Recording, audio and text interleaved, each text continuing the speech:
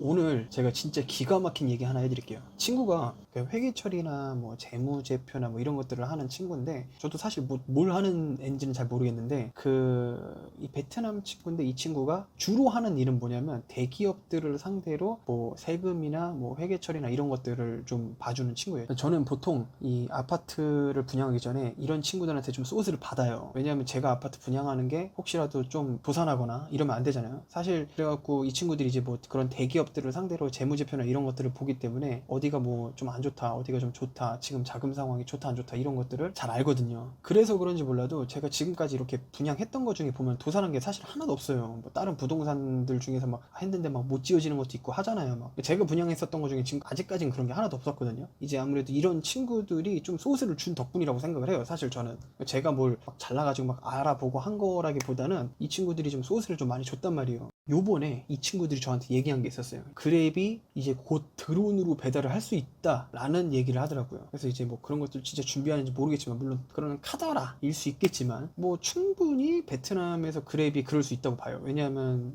여기 그랩이 우버도 인수했고요. 지금 현재 여기는 배달 그러면 그냥 그랩이란 말이에요. 예, 뭐 쇼피나 뭐 다른 것들도 있고 하지만 일단 배달 그러면 그랩이에요. 뭐 도큐먼트나 음식이나 뭐 등등등 이 그랩이 인프라가 어마어마해요. 자, 요즘 코로나 때문에 이 배달들이 다들 어렵잖아요. 그래서 배달 하시는 분들이 집까지 올라오지를 못해요. 집까지 못 올라온 지가 한 1년이 다 돼가요. 대부분 아파트 리셉션에다가 가져다 놓으면 제가 내려가가지고 가지고 올라오고 이렇게 하거든요. 근데 이게 예전에는 그런 일이 별로 없었어요. 제가 살고 있는 아파트에도 리셉션에다가 놨는데 이거를 누군가 뭐 다들 어려워서 그런지 모르겠지만 이 아파트에서도 이거를 이렇게 가지고 가시는 분들이 있더라고요. 자기 것도 아닌데 막 가져가다가 걸리고 뭐 이런 분들도 지금 간혹 나와요. 베트남 분들 중에.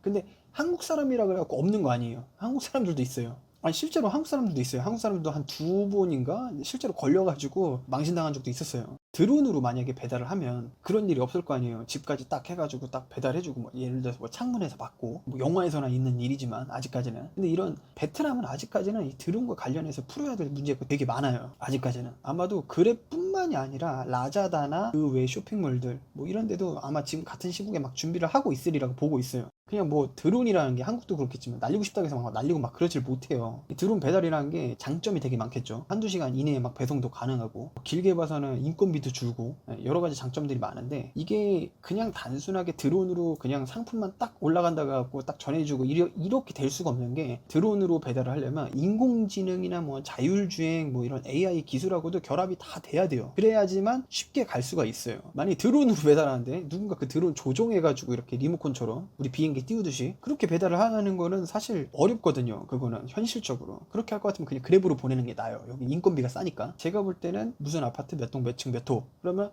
딱 찾아갖고 딱 올라가서 창문에서 딱 떨궈주고 이렇게 해야 되는 거거든요. 그게 제일 맞는 방법이거든요. 제가 볼 땐. 이렇게 하려면 현재 드론 배송은 기존 배송보다 아직까지는 비효율적이고 비용이 그렇게 저렴하지 않아요. 그리고 이 드론 비행이 가능한 지역도 있고 아직은 아닌 지역도 있고, 그리고 드론 띄울 때마다 매번 신고해야 되고, 그래서 이 드론 배송을 위해서 이 별도로 구축해야 되는 인프라하고 시설이 이렇게 고려해야 될 부분이 한두 가지가 아니에요. 되게 많아요. 만약에라도 이 드론 배송이 본격적으로 시작이 되면요, 기존 물류 그 네트워크 배송 방식이 완벽하게 바뀔 거예요. 이게 그냥 드론으로 띄운다 그러면은 이거와 더불어서 이 드론하고 관련된 자율주행이나 인공지능 기술도 함께 발전할 수밖에 없게 되는 거예요. 근데 아직까지는 사실 단점이 많은 게 사실이에요. 얼마 전에 이렇게 보니까 아마존도 아직까지는 이 문제를 못 풀고 있단 말이에요. 그래서 계속 시도하고 있죠. 그래서 막 배달도 해보고 트라이 해보고 막 이렇게 하는데, 배터리 사용 시간이 길어야 한 30분에서 1시간밖에 안 돼요. 많은 기업들이 이 배송 인프라 구축과 기술 개발에 굉장히 지금 적극적으로 투자를 하고 있는 편이거든요. 다만 제가 확실하게 얘기할 수 있는 건, 이 나라는 아직까지는 자체적으로 기술력이나 생산력이나 모든 부분이 그냥 높지 않습니다. 솔직히 말씀드리면 높지 않은 게 아니라 아주 바닥이에요. 지금 뭐 자체적으로 할 수 있는 게 아무것도 없어요. 다 카피예요. 자동차도 그렇고 오토바이도 그렇고, 여기 브랜드라고 하지만 실제로 보면은 다 외국 기술들을 가지고 와서 스카웃해서 거기서 그런 식으로 짜고 하는 거지, 자기네들 기술력으로 직접 하는 건 아니에요. 드론으로 언제쯤 배달되냐고요? 그러니까 드론으로 언제쯤 배달이 될 것 같냐? 일단 제가 볼 때는요, 자체 기술력은 없지만 제가 볼 때는 빠르면 내년, 내후년, 빠르면 내후년 정도쯤이면 되지 않을까라는 생각도 하고 있어요. 내년, 내후년이면 한국도 안 돼요. 그렇죠. 후년이면 한국도 안 될 수가 있어요. 근데 베트남은 가능할 수도 있어요. 그게 왜 그런 거냐면 제가 한 가지 누구나 알기 쉽게 예를 한번 들어볼게요. 한국이 IT 강국이죠. 예, 뭐 드론을 띄우든 뭐를 하든 뭐 한국이 훨씬 더 나으면 낫지 덜하지 않단 말이에요. 베트남보다 훨씬 더 뭐 사실 비교할 수 있는 대상 자체가 안 되죠. IT 쪽이나 이런 거 모든 기술 면에서. 근데 한국이 IT 강국인데도 불구하고 뭐 카카오페이, 삼성페이, 네이버페이 이런 거 아무리 잘 나오고 해도 아직까지는 직접 카드로 사용하는 비율이 훨씬 높아요. 맞죠? 제 말 틀려요? 예. 뭐 아직까지는 40대, 50대, 60대 되시는 분들은 현금 쓰시는 분들도 계시고 카드 쓰시는 분들이 훨씬 더 많으시단 말이에요. 그쵸? 근데 이게 왜 그런 거냐면 사람이 적응하는 시간에 따라서 원래 기존의 것을 바꾸는 걸 꺼려하는 사람들이 굉장히 많습니다. 그게 상당히 많아요. 아직도 60대 이상인 분들은 현금 사용 비율이 많은 것도 그런 것 때문에 그런 거예요. 60대 뭐 70대 되시는 분들이 핸드폰에다가 카드 그냥 꽂아갖고 띡 하면 되는 거를 굳이 삼성페이로 등록하고 뭘로 하고 이렇게 안 한단 말이에요. 잘. 근데 베트남은 현금을 쓰고 있다가 불과 10년 전만 해도 대다수의 사람들이 현금을 은행에 안 넣어놓고 다 집에다가 놨어요. 금고에다가. 아니 저도 13년 전에 14년 전에는 집에 금고가 있었고 지금도 저희 집에 금고가 있어요. 실제로 중요한 것들은 금고에다가 넣어놓고 물론 지금 돈은 안 넣어놓죠. 돈은 잘 안 넣어놓고 뭐 이런 뭐 이제 다른 것들을 넣어놓는데 근데 이 10년 전만 해도 이랬던 사람들이 불과 한 몇 년? 몇 년 안 됐어요. 제가 봤을 때 한 6, 7년?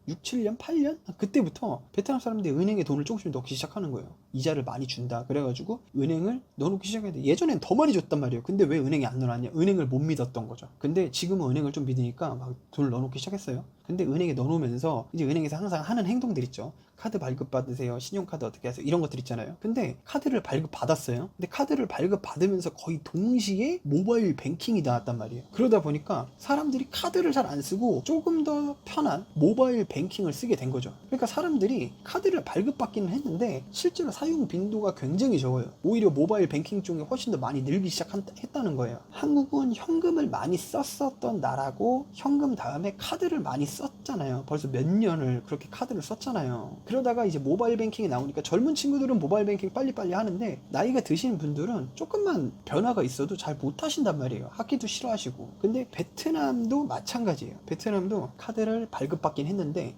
실제로 사용 빈도가 적은 거죠. 그래서 처음부터 모바일 뱅킹, 그러니까 즉 신기술이 들어오니까 그 신기술로 갈아타는 거예요. 그거부터 시작이 된 거죠. 제가 예전에도 영상에서 자주 말씀드린 적이 있어요. 여기는 중간이 없다.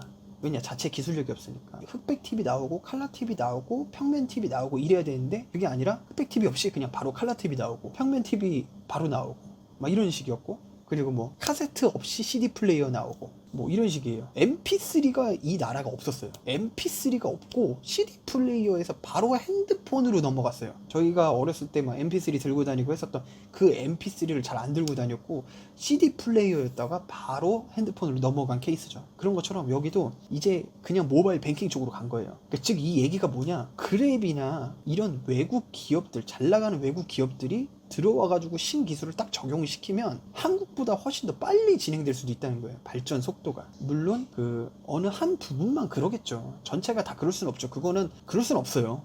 전체가 다 그럴 수는 없고 만약 전체가 그랬으면 뭐 벌써 발전했죠. 그럴 수는 없고 절대 일부분 뭐 예를 들어서 건설 부분이면 건설, 뭐 드론, 뭐 그랩, 뭐 배달 뭐 이렇게 일부분씩 조금씩 바로 이렇게 발전이 되는 게 있을 수가 있는 거예요. 한국은요 드론 하나 띄우는데도 이런 배달을 하는데도 있어서 법적으로 걸리는 게 되게 많죠. 근데 베트남 같은 경우에는 오히려 그런 부분들이 좀 더 간단해요. 돈 주면 끝낼 수 있는 부분들도 있고 물론 아닌 부분들도 있지만 그렇기 때문에 베트남이 오히려 더 빨리 드론으로 배달하는 게 될 수도 있어요. 물론 안 될 수도 있죠. 근데 제 생각에는 그럴 수 있다. 충분히 가능성이 있다. 왜냐?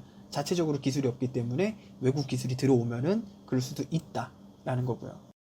그리고 이 나라 같은 경우에는 스마트폰 보급률이 100%가 넘어요. 제가 뭐 자주 얘기하지만 한 사람당 핸드폰을 2개 갖고 있는 사람들이 되게 많단 말이에요. 젊은 층들. 그러다 보니까 핸드폰으로 배달하고 다 하죠. 그러면은 더 쉬워지는 거예요. 뭐 전화로 배달하고 이런 것들도 아니고 물론 한국도 이제는 전화로 배달하는 시기는 지났지만 이게 훨씬 더 편한 거죠. 근데 베트남은요 나이가 있으신 분들도 전화로 배달하는 것보다 이걸 더 편하게 하세요.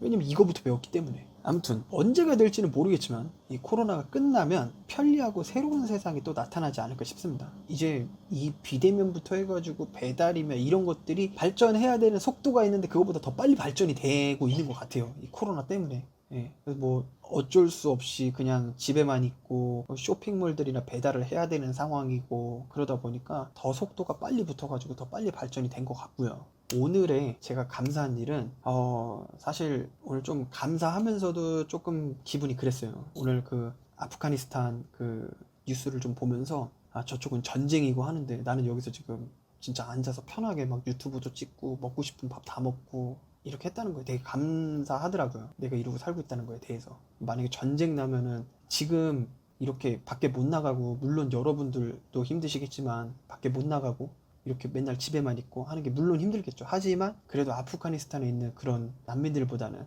훨씬 더 저희가 편하게 사는 거잖아요. 오늘 갑자기 그 뉴스를 보면서 좀 마음도 좀 짠했고, 아무튼 제가 지금 이 처해진 이 상황에 너무 감사함을 느끼면서 살고 있는 거에 또 감사함을 느낍니다. 오늘도 영상이 생각지 못하게 조금 길었는데, 오늘도 저희 라이브 방송 시청해주시고 너무 감사하고요. 자그마치 진짜 2시간인데 2시간 동안 이렇게 제가 쉬지 않고 얘기하니까 이게 뭐 전 좋거든요. 들으시는 분들도 좋을지 모르겠어요. 네, 아무튼 감사합니다. 다음에 또 뵐게요. 사랑합니다. 구독 부탁드리겠습니다.